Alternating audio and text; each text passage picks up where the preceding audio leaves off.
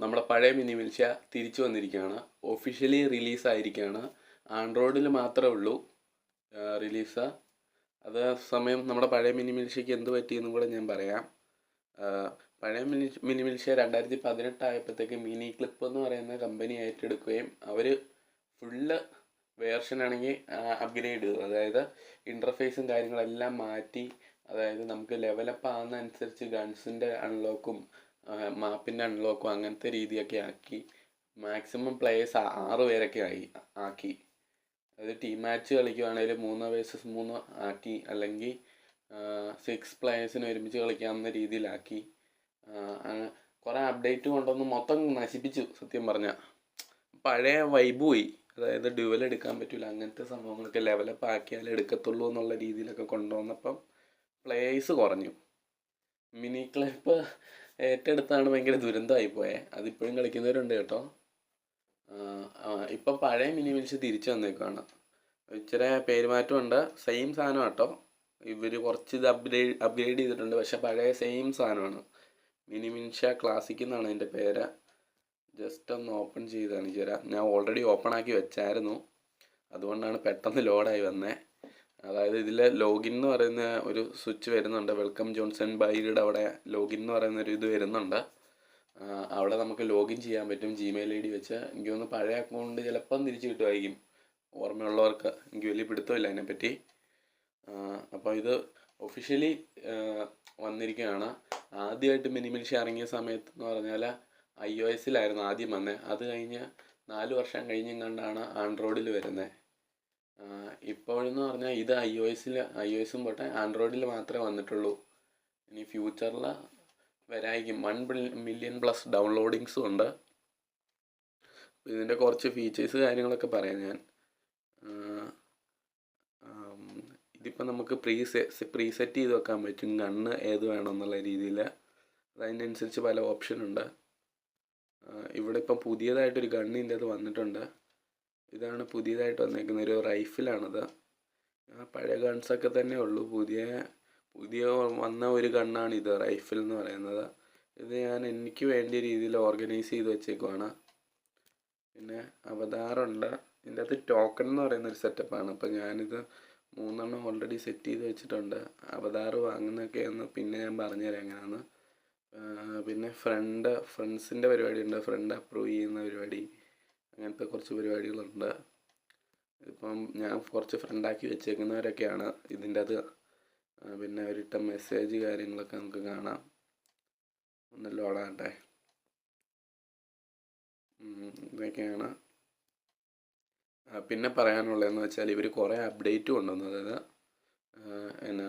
Update എന്ന് പറഞ്ഞാൽ ഇതിപ്പോൾ നിങ്ങൾ വിചാരിക്കും ഇത് പഴയ ഇൻ്റർഫേസ് അല്ലല്ലോ എന്ന്. പഴയ ഇൻ്റർഫേസ് അല്ലെങ്കിലും സെയിം സാധനം തന്നെയാണ്.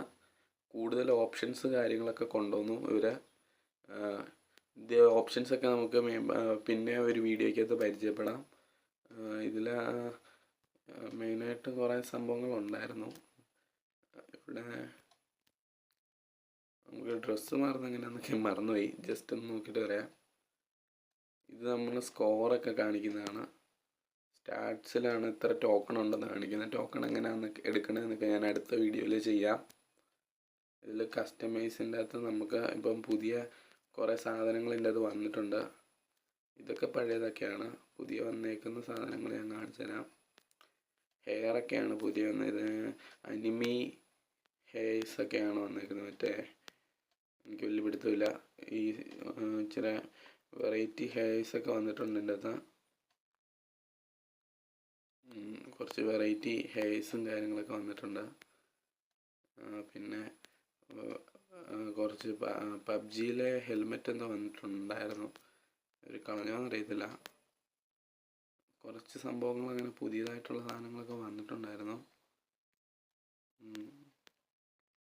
പുതിയ ഡ്രസ്സ് കാര്യങ്ങളൊക്കെ വന്നിട്ടുണ്ട്.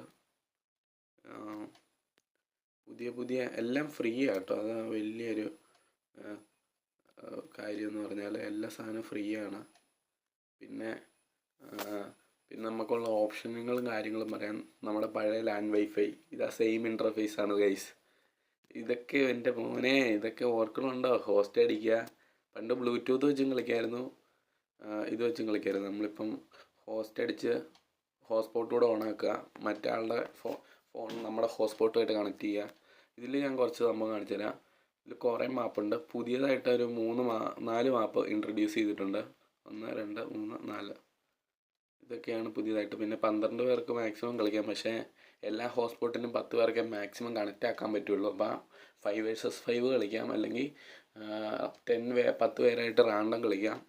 പിന്നെ ടൈം ലിമിറ്റ് കാര്യങ്ങൾ കൂട്ടാം. ഗെയിം മോഡുണ്ട്, TVM, CTF, VIP, PTB. ഇതൊക്കെ ഞാൻ ഒരു വീഡിയോ ചെയ്തിട്ടുണ്ട്. അതിൻ്റെ ലിങ്ക് ഞാൻ അറ്റാച്ച് ചെയ്യാം.